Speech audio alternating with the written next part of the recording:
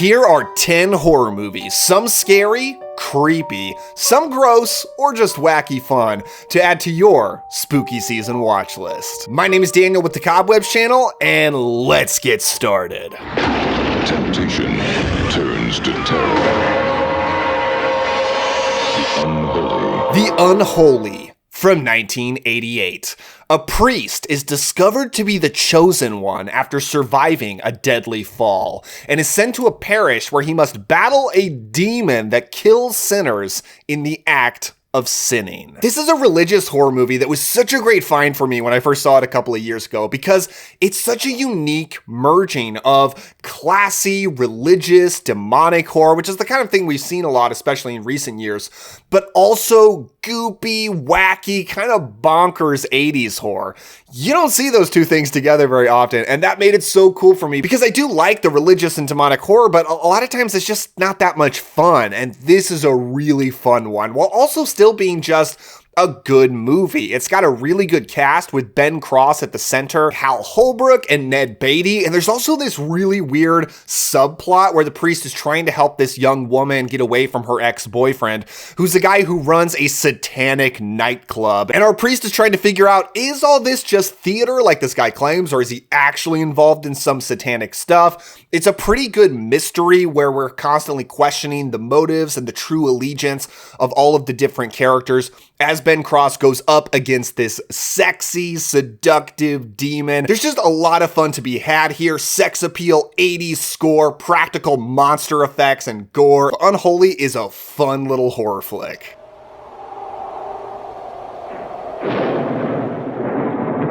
People ask me a lot what horror video games I play, and I always have to be honest that I don't play video games much. In fact, the only gaming I really ever do is on my phone. And if you enjoy phone games too, then I'm excited to tell you about the sponsor of this video, Fishing Clash. I was really excited when Fishing Clash reached out to me because I always want my phone games to be a source of relaxation and peace, and this one is perfect for that. As a non-skilled gamer, like seriously, I'm really bad at video games, simple gameplay allows me to just kick back, have some effortless fun while enjoying the calming scenery and soothing sounds of nature. And playing it for just a few minutes a day still allows me to earn rewards and have a lot of satisfying wins without bothering with a bunch of tutorials that I don't have time for. And you guys know I'm a collector. I mean, look at all these movies behind me. It's ridiculous. So I love the satisfaction of gathering new lures, upgrading my rods, and most of all, collecting the actual fish. I've always been fascinated by fish. An aquarium is one of my favorite places to be, so reeling in hundreds of unique fish species from all over the world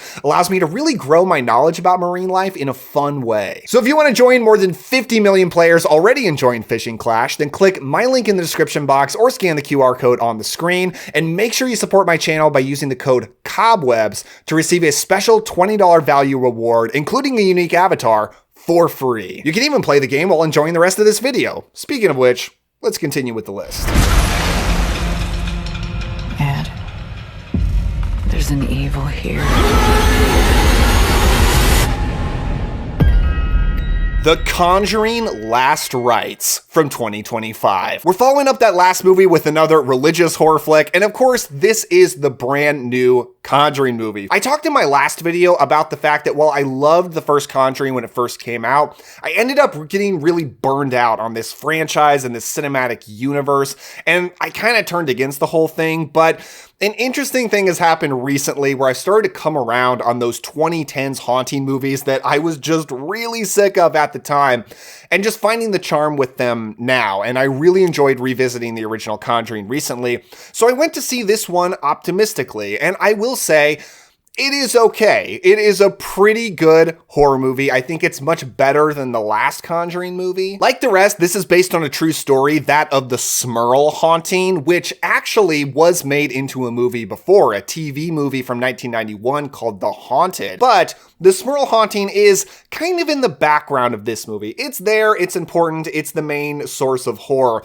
But this is a movie about the characters, about hanging out with them and saying goodbye to them. And honestly, I think that's pretty justified. We've spent many years now watching these characters that are, kind of based on real people, but feel at this point like fictional characters. Ed and Lorraine Warren, played so well by Vera Farmiga and Patrick Wilson, where you spend time with them, you set up the end of their character arcs, and you say goodbye over 2 hours and 15 minutes, which is way too long, which I think is the biggest problem with this movie. I understand the desire to hang out with these people, but there is a plot here, and the movie makes it very obvious from the start what's going on, what is the connection between the Smurl haunting and their family, their daughter, and it just takes so long for the characters to catch up and finally get off to the races with this thing. Once we finally are off to the races, I think the scary stuff, the haunting stuff, is also okay, which was actually disappointing for me. I don't know, in the days that we live in now where there's so many just amazing, prestigious horror films, this year we're getting Sinners and Weapons, and I actually think Weapons has a few Conjuring-like scares in it that work amazingly. And this film just doesn't have anything interesting or new or particularly effective. I didn't find anything here even remotely scary. None of the jump scares got me. Although I will say there is one scene involving a certain infamous doll from this series that gave me something that I've been waiting to see since 2013. We finally made it. That was very cool. And that's really where I had to put my brain as I was watching this thing. Like, I figured out pretty early on, this isn't gonna scare me, this isn't gonna get under my skin. I'm gonna watch this as silly, spooky fun. Which is weird when you watch a movie that boldly declares from the start, based on a true story, you expect something more.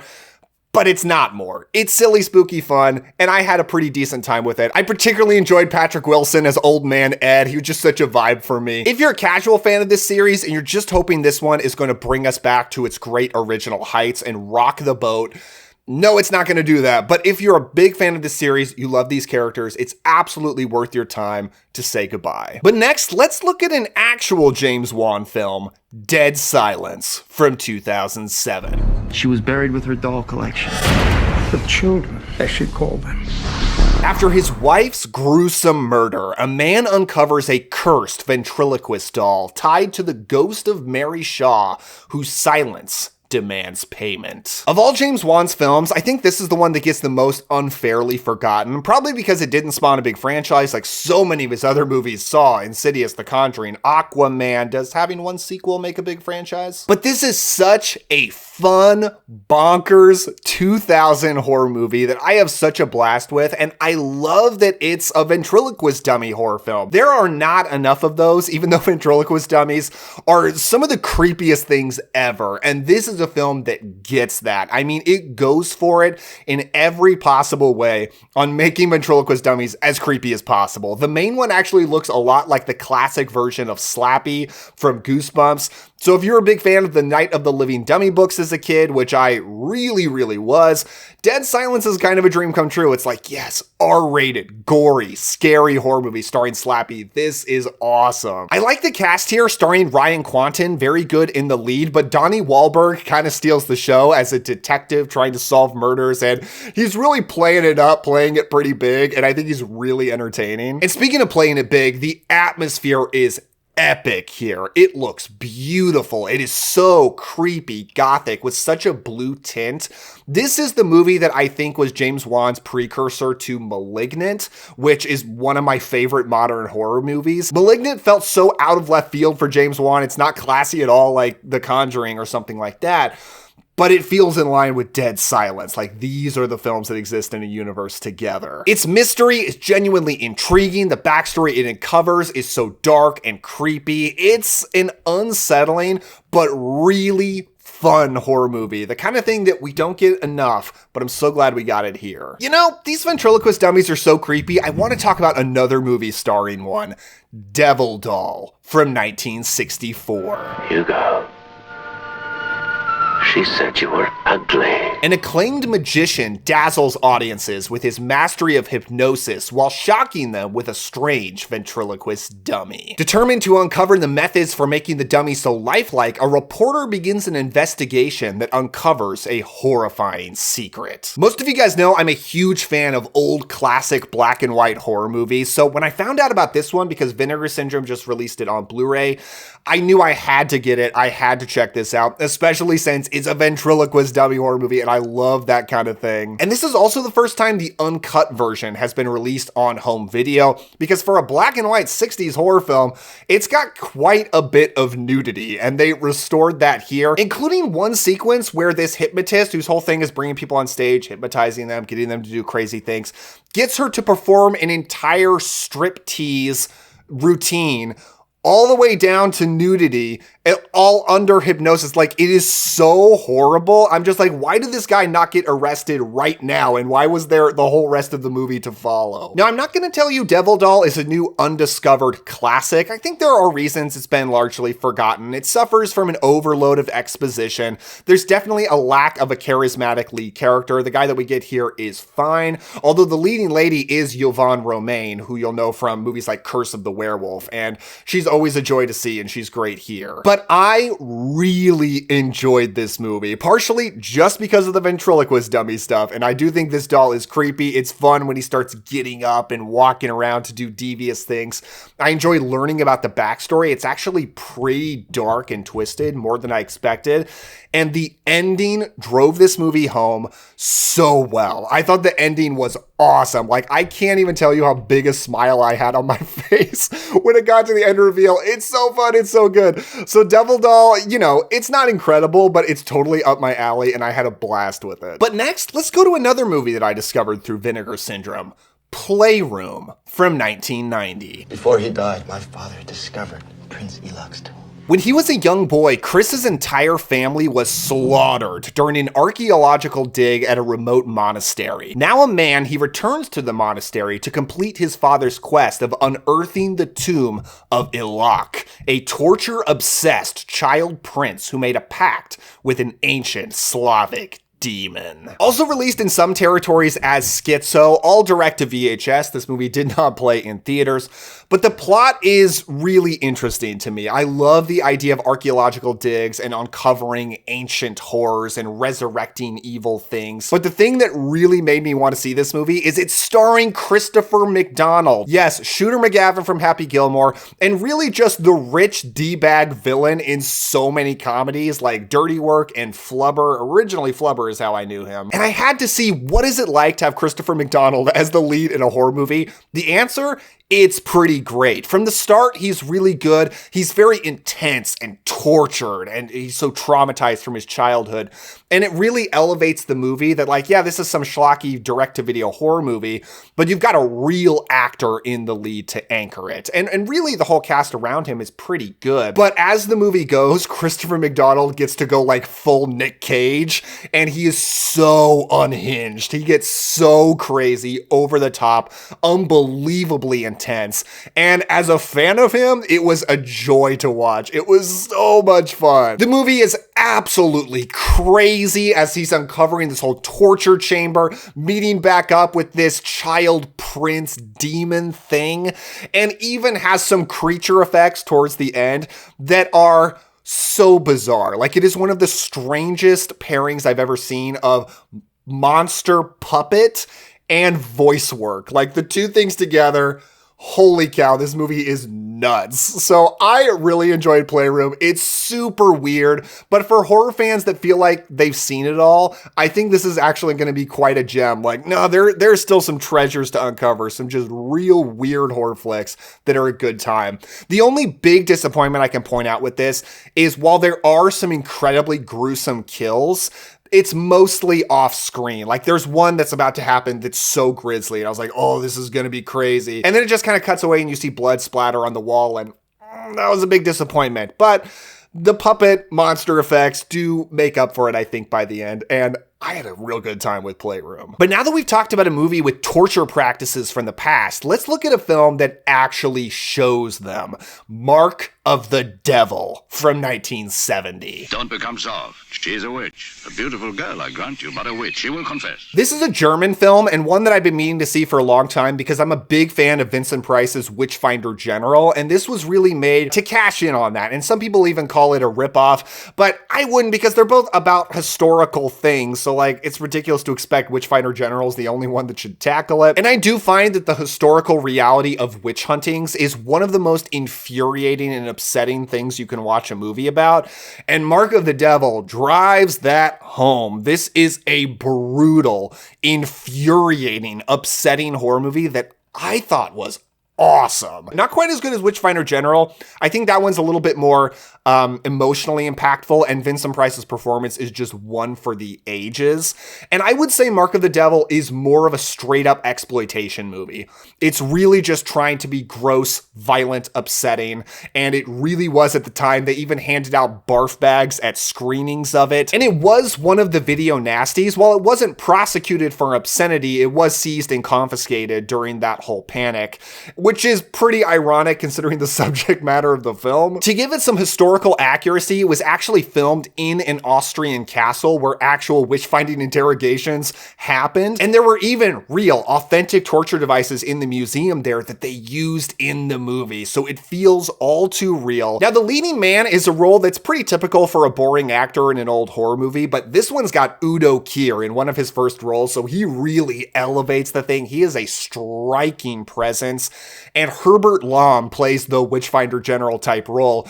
And while, of course, he's not as epic and iconic as Vincent Price, he's still really good and makes the role his own, being a very distinctive kind of sadistic evil that appears very respectable. I loved this, guys. It's really brutal, but it's absolutely beautiful. It is so well made, so well shot, and the sets and locations are so good. I think this is a bit of a cult classic today, and it has earned that 100%. But unlike in that film, what if there actually are witches in the European countryside? That's the subject of Matriarch from 2022. Mom? Oh, I've missed that word. Say it again. Afflicted with a mysterious disease after surviving an overdose, a woman returns to her childhood home to confront her personal demons and her mysterious, estranged mother. So I only discovered this movie about a month ago, and I talked about it in a video about witch films, but this is one I just kind of can't stop thinking about, and I wanted to bring attention to it again because not enough people are talking about this movie, and I think it's really good. It is exactly the kind of classic feeling folk horror film that I love to discover because I'm such a huge fan of this subgenre, and this one actually co-stars Kate Dickie as the creepy mother, who was actually the mother in Robert Eggers' The Witch, so it's really, really great to see her in another movie like this, and I think she gets even more of a chance to shine in this one. She gets to be the creepy source of horror, always presenting this facade of loving kindness, but you can always see the cracks in the armor and something weird is going on. This is the kind of folk horror film where there is witchcraft serving an ancient pagan deity that is infecting every inch of the town. The effects of it are very dark and twisted, and there's some weird, gross body horror that goes along with it. It's under the radar. It's just over there streaming on Hulu where not enough horror fans look,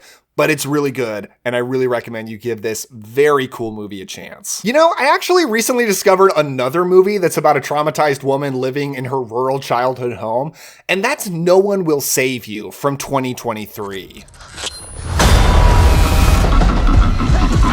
A young woman who's been alienated from her community finds herself in a face-off with extraterrestrials invading her country home. So this is an alien home invasion movie, which is such a great idea. It's starring Caitlin Dever as this woman, and I bet this was an amazing opportunity for her because not only is she almost a one-woman show here, but also because almost the entire film has no dialogue. And it's not the kind of thing that's really brought attention to. You may not even notice it for a long time because she spends a lot of her time alone, so it feels fairly natural. But it is remarkable how well this movie tells this story and even tells a tragic and unusual backstory for her and has this beautiful message about self-forgiveness and does it all without talking, without any exposition. Like, it's really, really well done. This is the kind of thing you'd call pure cinema. It is just images and sounds and music that all creates a fully coherent, well-done story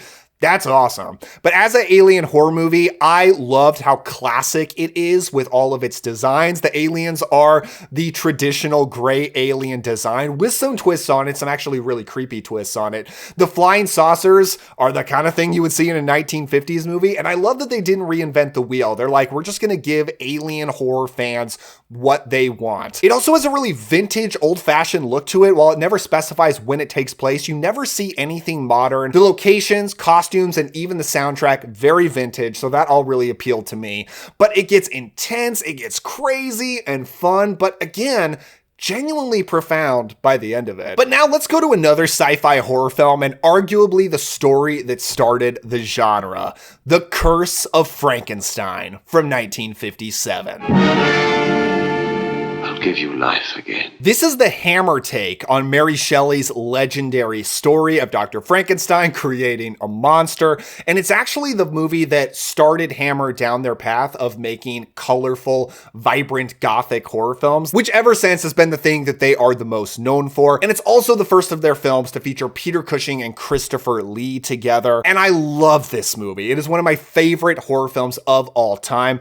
I love the Frankenstein story, of course, and there's so many great versions of it, but this is such a great twist on it because it frames the doctor as the main monster. Peter Cushing is deliciously devious in this movie about an obsessive mad scientist who will do any horrible thing to realize his dream of creating a man. Christopher Lee is also great as the monster while being completely distinct from Boris Karloff. He doesn't seem to have taken anything from that performance or look, as this is just a much more gross, grotesque version of the creature. It actually feels more realistic to me of if you stitched together body parts and revived it, it would probably look more like this than the iconic Jack Pierce design. But he plays him as a sad, pathetic, wounded animal where you just feel bad for him. I feel like this is the kind of thing that should get put out of its misery. It looks great. It's a beautiful gothic horror film with blood and gore, actually a lot of blood and gore by the standards of the 1950s. And this is actually about to get released on 4K. Warner Archive recently announced that. I'm very excited for that, even though their Blu-ray that I got here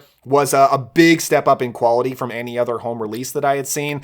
But now it's coming to 4K. That's exciting stuff. So if you haven't seen this, definitely check it out. Also because Guillermo del Toro's version of the story is coming out next month, and you should see this one first. But you know what? I want to talk about another one of the most iconic characters in horror and one of his most underrated films, A Nightmare on Elm Street 4, The Dream Master from 1988. Here comes a controversial statement. This is actually my favorite of the Elm Street sequels, and a big reason for that is Alice. I've never been the biggest fan of Kristen, who became the series' main final girl in Dream Warriors, but Alice is such a likable character for me. I love Lisa Wilcox's performance, and I love watching her go up against Freddy. Yes, Freddy does get revived in the most ridiculous way possible with a dog peeing. I don't know what they were thinking there, but the movie to follow it is so much fun. I think Freddy Krueger, Robert Englund, is in top form here. He's fun and funny without being too much of a joke yet. It's a really good balance. It's also just dripping with 80s cheese, and I am such a sucker for that. I think Rennie Harland brought such a joyful spirit to this movie, and a lot of really fun kills, the cockroach one being one of the standouts of the entire series. And another big thing that puts this ahead of Dream Warriors for me, the song. Yes, I know Dawkins' Dream Warriors is a great hair metal anthem for people. I'm not the biggest fan of that kind of music, so it doesn't do a lot for me. But Nightmare, sung by Tuesday Knight, who actually plays Kristen in this movie, is one of my favorite horror movie songs of all time. It's just much spookier than Dream Warriors, and it even incorporates the amazing, the all-timer score, the theme song from A Nightmare on Elm Street into that song, which is a really nice touch. It's one of the quintessential additions to any Halloween playlist I make. I know Elm Street is not Halloween specific like Michael Myers series is, but I always love to go back to these movies during the Halloween season. They just feel seasonal for me. And this is another movie that's about to come out on 4K along with all the Elm Street sequels. So when you pick that up, I highly recommend don't skip over Dream Master. It's such a fun, underrated, spooky time movie. I think you'll have a blast revisiting it. Before we wrap up, I just want to send out a huge thank you to my patrons who truly make this channel possible. Thank you guys so much. And if anyone else wants to support me, there's always a link to my Patreon in the description below. And I want to give a special shout out to Chris McTaggart, Adam Alexander, and Montana Lass. You all are the absolute best. If you want to check any of these out for yourself, I do have streaming recommendations right here on the screen, but of course those are subject to change, so I also have physical media links in the description, including for those new 4K releases coming that I mentioned, and using those does help support the channel. What are some other movies you recommend for the spooky season? Let me know down in the comments below. Thank you all so much for watching. Don't forget to enjoy yourselves today, have some fun this Halloween, and I'll see you next time. Bye. And once again, thanks so much to Fishing Clash for sponsoring this video, and y'all can click the link in the description to get started.